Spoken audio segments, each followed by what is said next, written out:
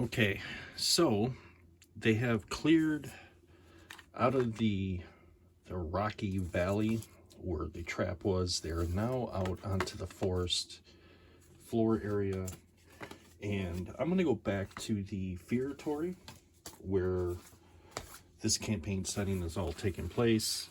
I want to check a few things, and first thing is weather. I want to look at the weather. What is the weather like? What any challenges to add to this, I guess I should say. And I'm going to roll a 1d12. I'm going to see where the current weather and how it affects. We got an 8, and an 8 is going to be soup thick mist. So a very thick misting dark rain is falling in this area right now, just making their travel even worse.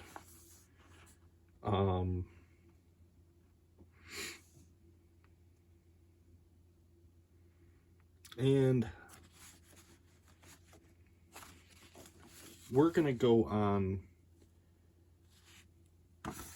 leaving the road after a half a day's journey. You encounter, which is going to be in this table right here, but we're going to explore these outer areas and see what is actually out here.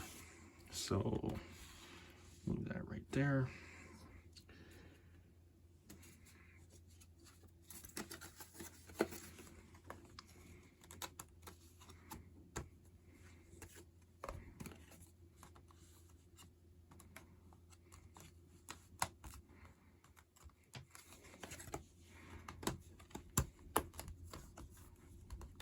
There we go.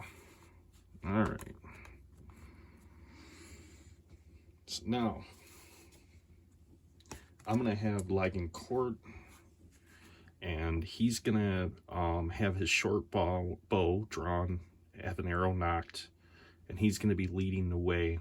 And as they come out of this area, which is light forested, first thing is I want to see the area that they're leading into here, if it's light or heavy forested. And I'm going to roll a d6 on a 1 through 3. It's a light forest. If it's 4 through 6, it's heavy forested.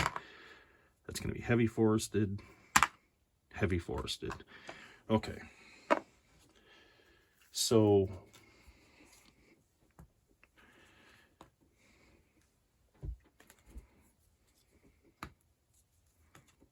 just going to place those like that.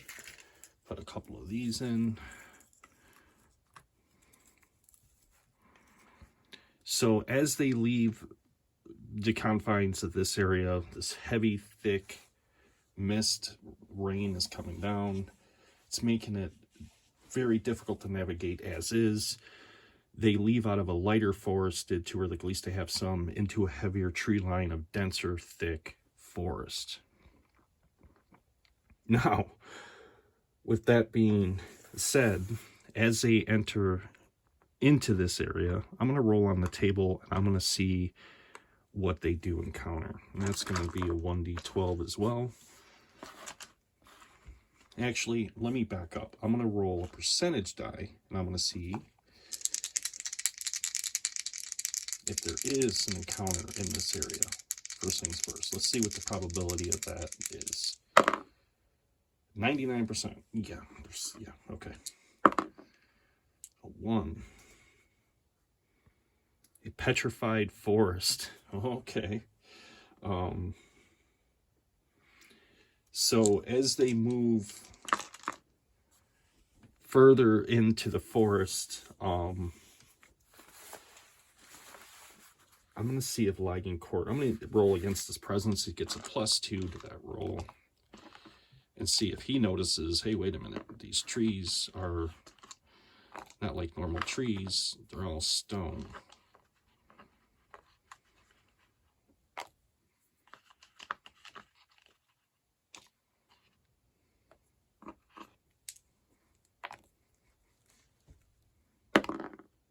$14, $16. Okay, so baseline being 12. Yeah, he's got it. He notices quite quickly that there's something not right here in this forest. The trees appear to be petrified solid stone. They're not moving.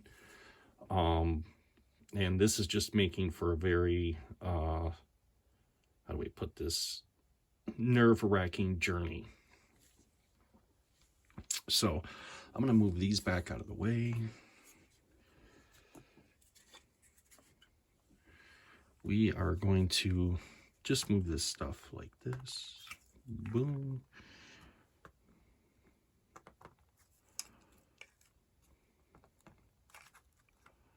Like so. So now I'm going to roll that percentile dice again. I'm going to see if there's any dangers lurking in this forest I have to worry about. 48%. No, not really. Even though it's eerie, it seems eerie to them. They pass through this area. As they come into a clearing, which I'm going to count this as the first square on their travels out of there, going into the second, we're going to see what this area is like. So, going back to my D6ers again. Heavy forested, light forested. All right. Just come into an area like so. That area is going to be completely overgrown this way.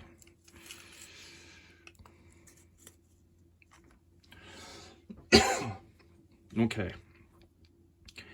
After which seems to be half a day's journey through the petrified forest, they come out the other side and they can see even where they're standing, the heavier forest continues up towards this way, and there's a clearing over here which seems as if it's not as heavy. So I'm going to make the decision and say they're going to take the lighter forest rather than going through this with the misting rain that they're getting right now. That's making it just difficult to navigate as is. And they're going to move into this area here.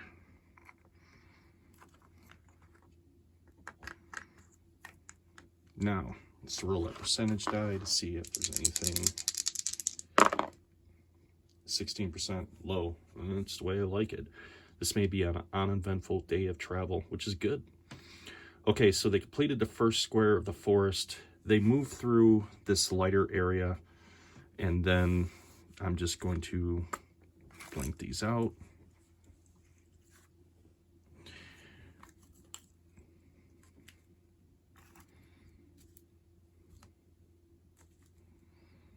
And say we have started into the next squared area.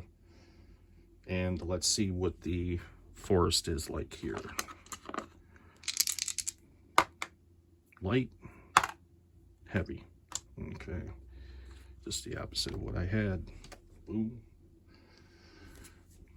boom, boom, and boom. All right. First things first, let's check our percentage to see if there is any encounters in the area, anything to be worried about. 61%. Yeah, there's something definitely in the area.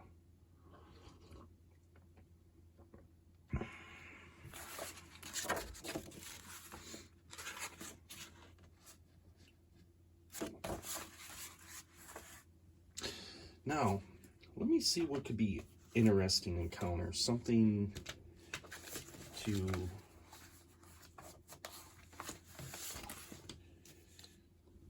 spice this up a little bit, if you will. Make it a little bit more interesting.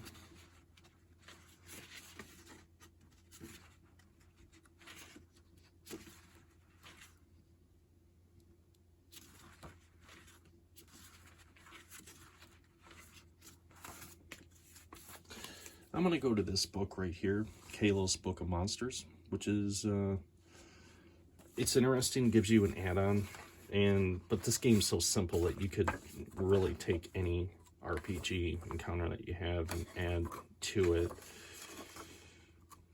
Okay, so I decided what I'm going to go with, and we're going to give this a rollout, is a foul cat. It kind of reminds me a lot of a displacer beast, similar, but you know, let's see how this goes. So its special is teleportation. The devilish cat from the infinite planes of hell has the power to leap between physical locations in the blink of an eye. Once every round, instead of attacking, the foul cat may teleport to any physical place that it can see, so long as no other living creature is in that spot. Okay, so first things first.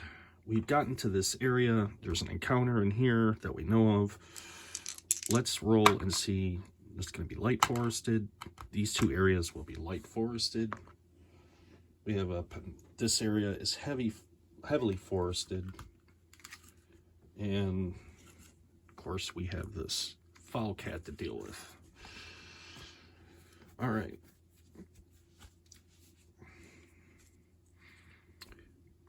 Boom. And this thing is hanging out right in there. So the question is, who goes first in this round? The enemy or the PCs? Let's roll a d6. Let's see. A 4. It'll be the PCs. Okay. So Lagan Court he is moving along the tree line of this heavily forested area. At this point, they're drenched in rain.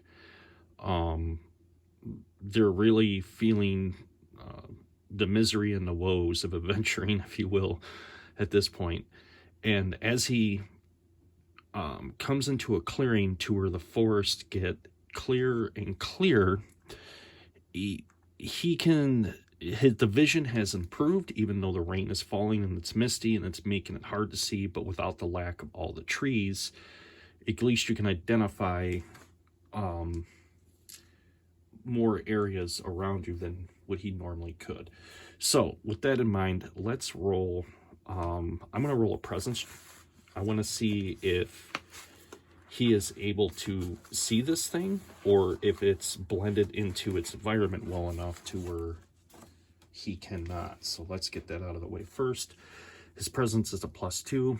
I'm going to say the difficulty rating for this, I'm going to move it up just because of all the factors, the misting rain, they're in the woods, blah, blah, blah, blah. It's going to be a 14. He gets a +2 to his presence.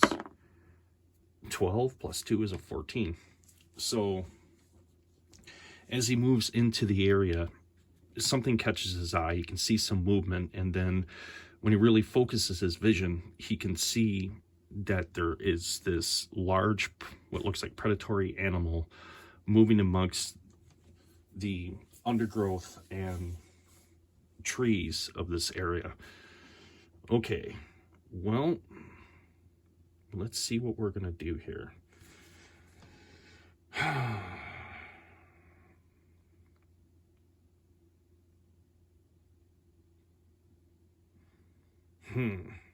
I got the bow equipped. I got an arrow knocked. Why not?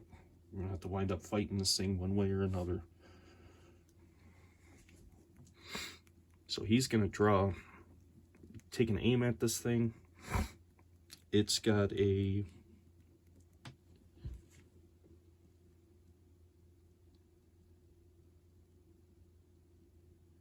defense rating of 12. So let's see how we do. 18. Okay. The arrow does find its mark. And the bow is going to do 1d6 + 2 of damage. 6, 7, 8. Oh, that's pretty good. Okay, it's only got 14 HP. So let me get a die to mark that.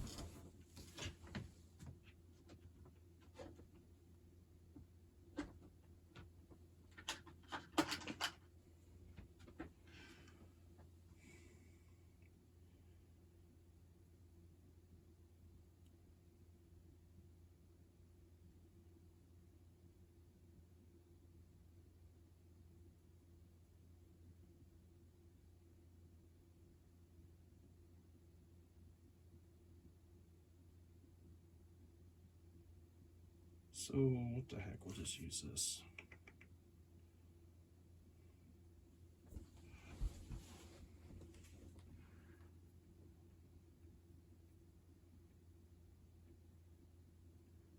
Total of 6 HP left. Okay.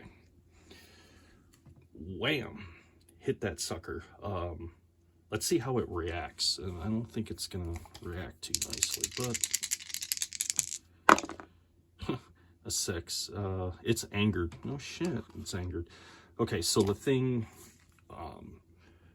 howls out in a very like any type of predatory cat would, makes that loud type of noise like that, baring its fangs and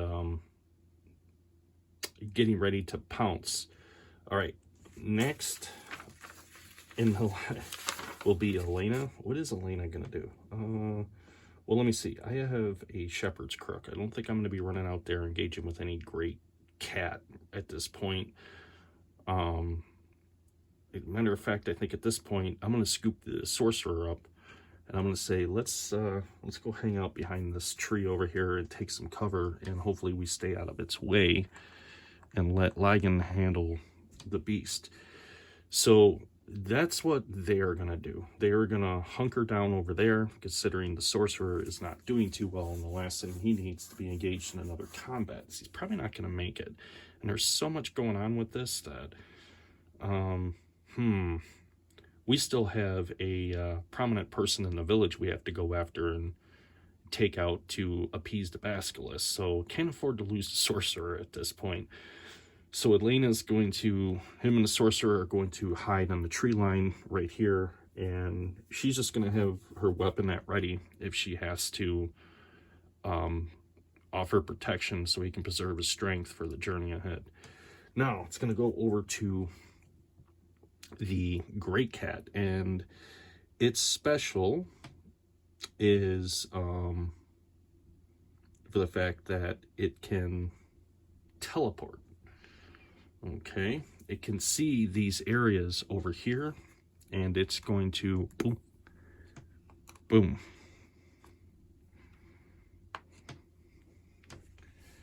and it's going to take its attack on Ligon.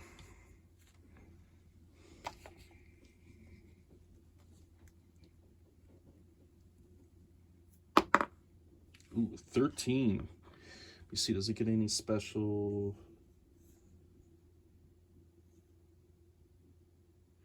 No, it does not, but it does get 2 attacks. So its first attack hits, which is its claws.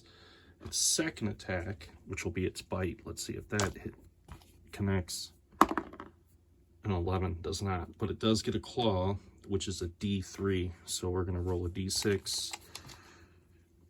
Break that up and see how many points it gets.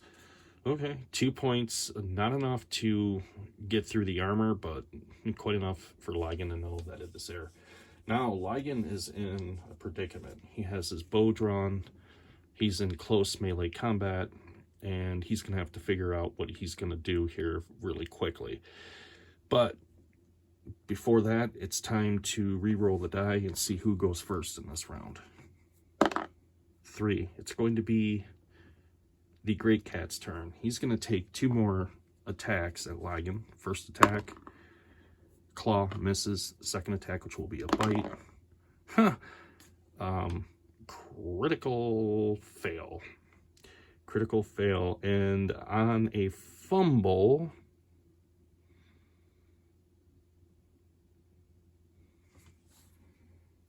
I am going to say, as this thing goes to lash out, to bite onto Ligon, it gets a hold of a hard piece of armor, and the visible sound of a tooth cracking just can be heard, and the thing recoils back, kind of in a bit of confusion, and just goes swoop right out, and is going to teleport itself right over here.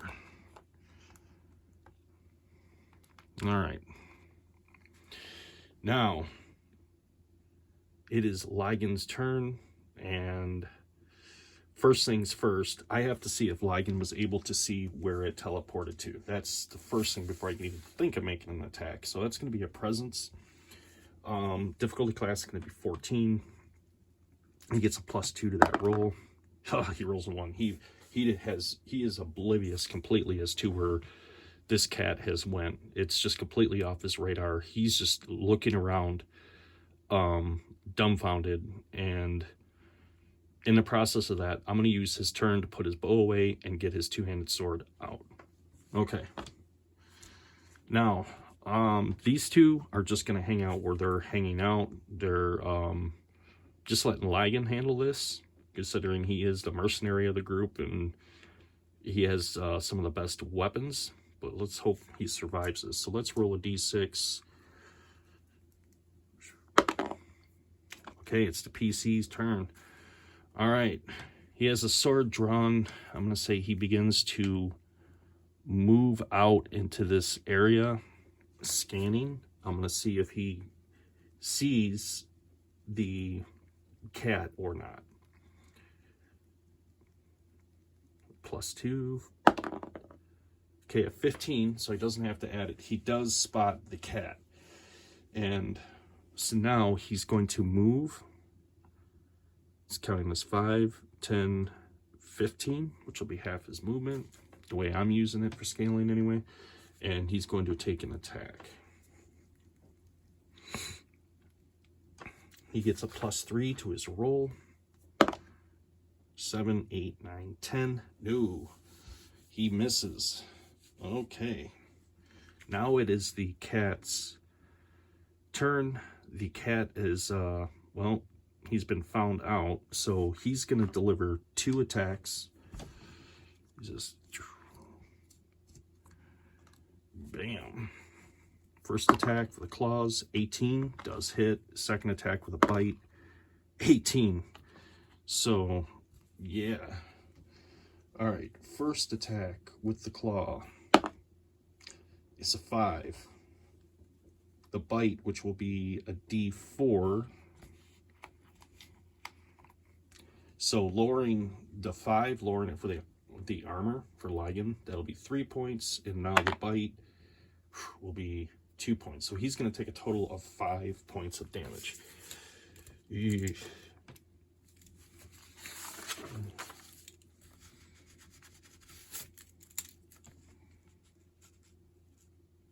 All right. Lygan screams out as the cat has totally grappled him and has got his fangs just dug into his leg. Oh, boy. This shall be interesting. Let's roll a d6 and see who goes first.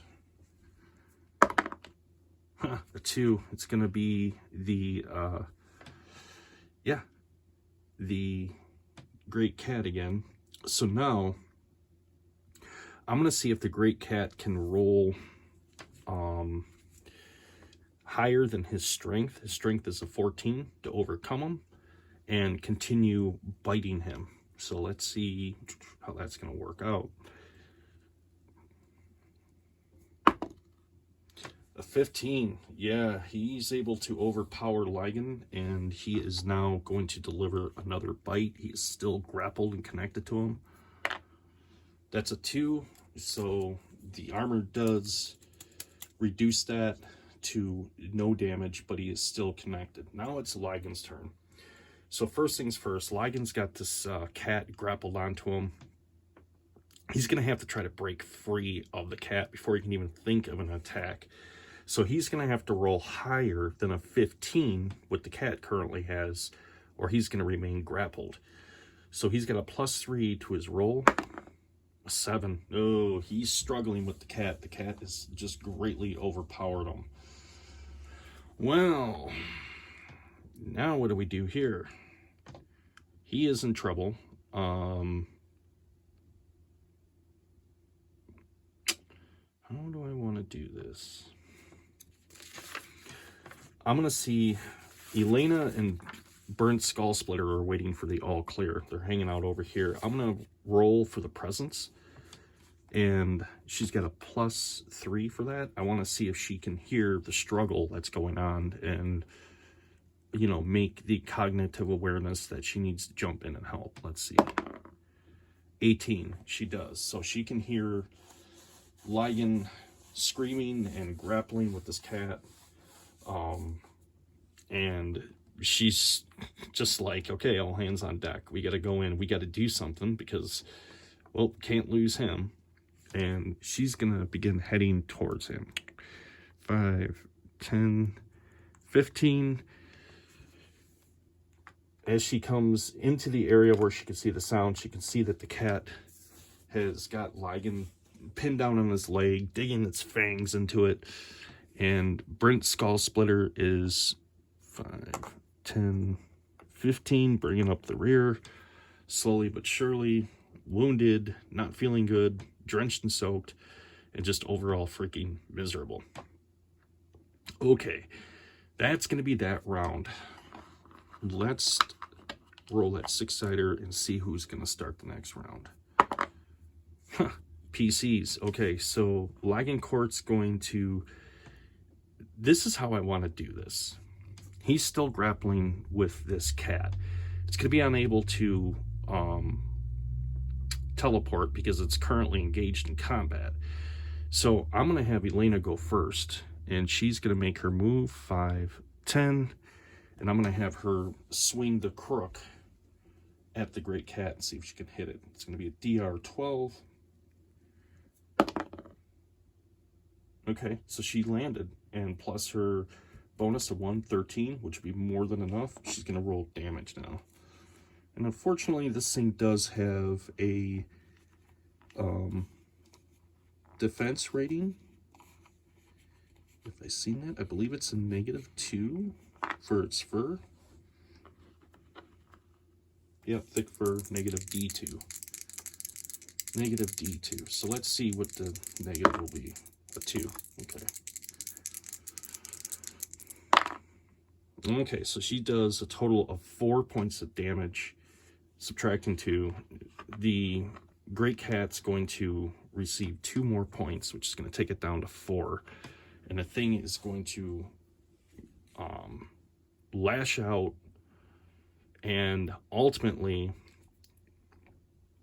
let's see if it's still Ligon, it can get away, or if he's still grappled by this thing, even though it's taken a wound. Let's just see. So he's going to have to roll a 15 or better. He gets a +3. 8, 9, 10, 11. No, he's still grappled. This thing is not letting go of him. And it is going to do...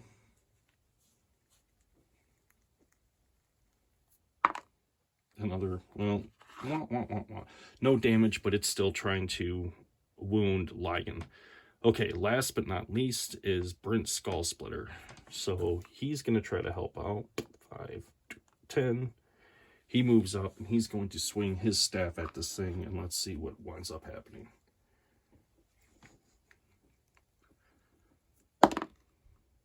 $13. Okay, he does hit, surprisingly, but with the defense rating of 2, he gets 4 plus 7, subtract 2, that's 5. That's more than enough, believe it or not. The sorcerer pulls it off. He is able to, he walks up and he just screams, "Enough of this foolishness!" And right through the skull of the thing, making them all look like a bunch of dumbasses. All right. That was quite interesting. It was a quite interesting little encounter right there. Oh, okay, so that's the first square down in the forested area. They are now going to move further into the second square. And I think to speed things up a little bit for this, what I'm going to do is roll on my percentage and see if there's any chance of an encounter in the next square. So let's do that first. 19%. Nope. So they move through more heavily forested area into the third area. Is there a counter? No.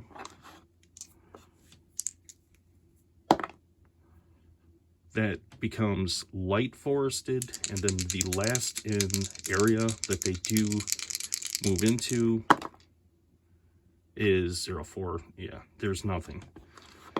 There's absolutely nothing. This is where their day is going to end, and it is light forested. Okay. So they move into a lightly forested area. So we're going to just place this stuff like so. It is getting towards the evening. First things first, I want to see if the weather has changed or the weather has remained the same as what they've been dealing with.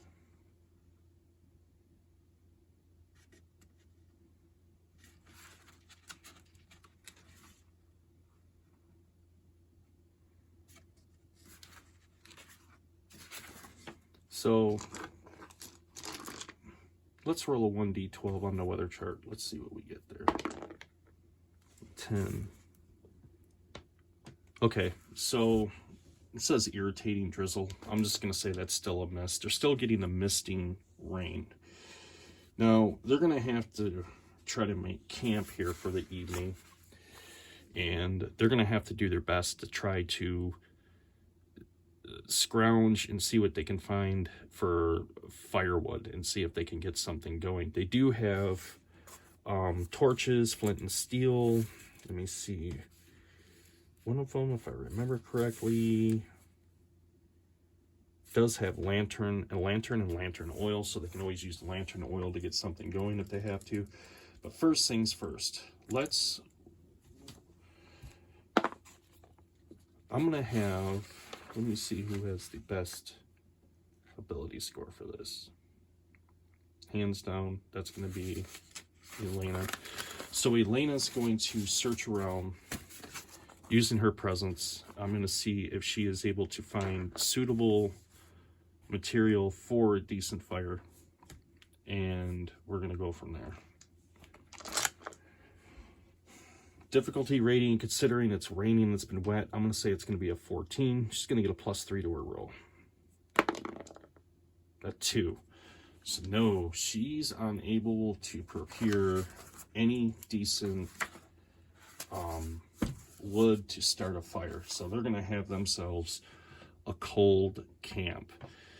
So, ooh, this is not going to be good. When I created the characters, I did give them all thick hooded cloaks. So they're going to have their thick hooded cloaks on, trying to stay warm, huddling up underneath any canopy of trees that they can find, trying to wait the night out. Okay. Now, let's go this route. Let's go back to the tables in the Feartory, and let's see what nightly campsite events are going to happen. So first and foremost, what I want to see is is there going to be one? They got a cold camp. They're not going to be drawing a whole lot of attention to themselves because they don't have a fire. So this will be the first things first. Let's see if we got a percentage. Okay, 62%. So there is a good potential for an encounter. So I'm going to roll a d12 and I'm going to see what strays into their camp. 9.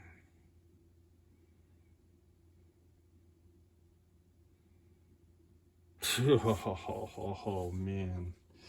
Okay. So the one thing I haven't used too much in this game yet, and I hold on to them, and that is your omens. Your omens, you can use them as a save, to re-roll, to things like that. But you want to hold on to them. They renew every day. But you kind of want to, you want to really use them sparingly. So what happens as the rain clears out and the moonlight begins to shine down into this area, they noticed a strange event. The moon has taken on this weird, sickly green looking color to it. And even though it's not raining, they can just feel that there's something not right about this.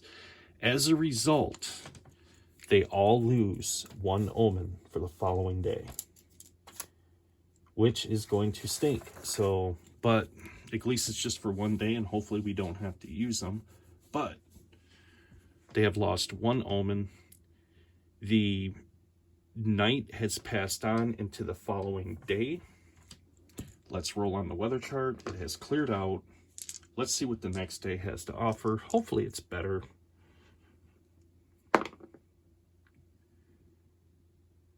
Okay. The morning starts out with just a piercing wind that's howling through the forest. At least it's not raining. That's the good thing. They did get some rest. So for that, they do get 1d6. So let's see how many points that they do recover. Ligon's going to recover 6. Cool.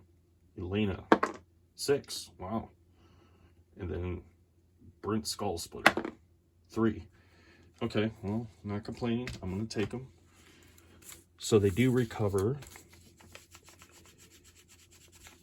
So Elena will be full health. Ligon Court will be at full health. And then Brent Skull Splitter, well, he's doing better than he was yesterday, but not by much. 13. So first things first. First thing before we go any further, it's a brand new day. Let's roll them percentile dice. Let's see if a horrible event is to befall us. 42. No. No biblical events as of right now. Alrighty. So that will be that.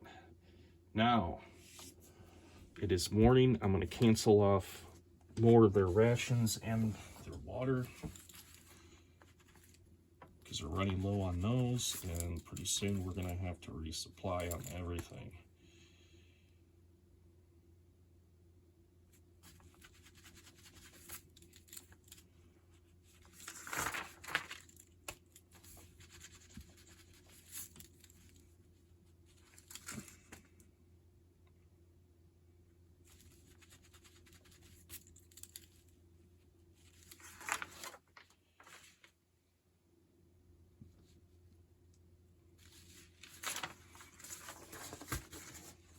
Okay, that's marked off. That's answered.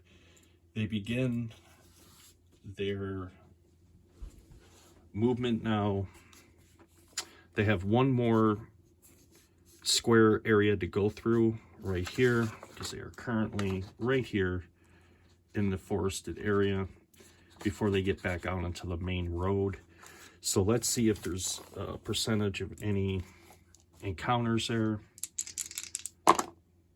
33%. No, they move through, and I'm going to see what kind of forest it is. Just to answer the question, roll at D6. More light forested area until they finally reach back out to the roadway. On to the roadway. Let me see. They are by area 2, the old forest road.